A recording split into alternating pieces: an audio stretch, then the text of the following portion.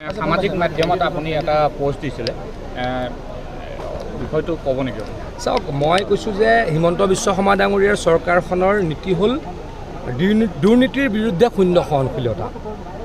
এইকেইদিনত যি প্ৰবঞ্চনাৰ কথা সকলোতে চলি আছে বা প্ৰচলিত হৈছে বা ব্যাপক চৰ্চা লাভ কৰিছে, অনলাইন ট্ৰেডিঙৰ যোগেদি মানুহক সৰ্বস্বান্ত কৰা হৈছে, মানুহৰ পইচা লুটা হৈছে, তাৰ বিৰুদ্ধে চৰকাৰৰ স্পষ্ট নীতি যে শূন্য সহনশীলতা।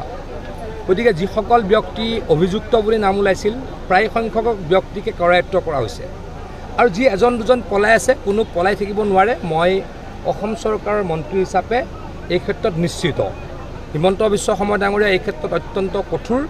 যি এজন দুজন পলাই আছে, তেওঁলোকো বেছিদিন পলাই থাকিব নোৱাৰিব। আহি হয়তো আত্মসমৰ্পণ কৰিব লাগিব, নহয় হয়তো আমাৰ আৰক্ষী প্ৰশাসনে কৰায়ত্ব কৰিব আৰু তাৰ বিৰুদ্ধে অত্যন্ত চিৰিয়াছলি প্ৰচিকিউশ্যন হ'ব বা তদন্ত হ'ব।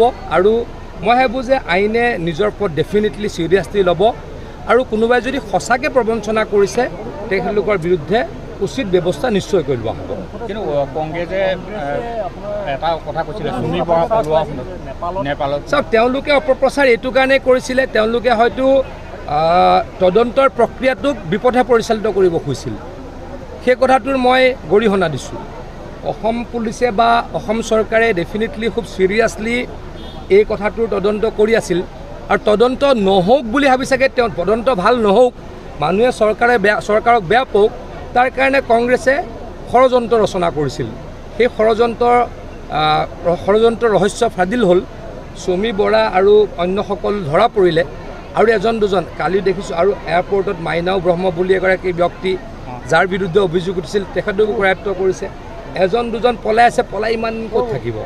অসম চৰকাৰ অতি কঠোৰ হ'ব আৰু অনলাইন ট্ৰেডিঙেই হওক বা অন্য প্ৰবঞ্চনাই হওক, কিবা কৰি অসম পুলিচৰ পৰা বাচি থাকিব নোৱাৰে, মই আকৌ সুনিশ্চিত কৰিছোঁ। চাওক, এইটো তেওঁলোকে ষড়যন্ত্ৰ এটা কৰিছিল, অসমৰ ৰাইজক বিপথে পৰিচালিত কৰিবলৈ ষড়যন্ত্ৰ এটা কৰিছিল। পুলিচ প্ৰশাসন বিপথে পৰিচালিত হওক, তদন্ত বিপথে পৰিচালিত হওক, তাৰ কাৰণে ষড়যন্ত্ৰ এটা কৰিছিল। তেওঁলোকৰ ষড়যন্ত্ৰ ব্যৰ্থ হ'ল। আজিৰ তাৰিখত চুমি বৰা বা বিশাল গ্ৰেপ্তাৰ হৈছে আৰু বহুত ট্ৰেডাৰ আছে। নহয়, ডেফিনেটলি এজনো বাচি নাযায়। আপোনালোকে দেখিছে, এজনকৈ এতিয়ালৈকে 60-70জন মানটো ধৰিছেই বোলে। মই যিটো খবৰ পাইছোঁ, 60-70জন ধৰিছে, এজনো সাৰি নাযায়। মই আপোনালোকৰ যোগেদি অসমৰ ৰাইজক আশ্বস্ত কৰিছোঁ।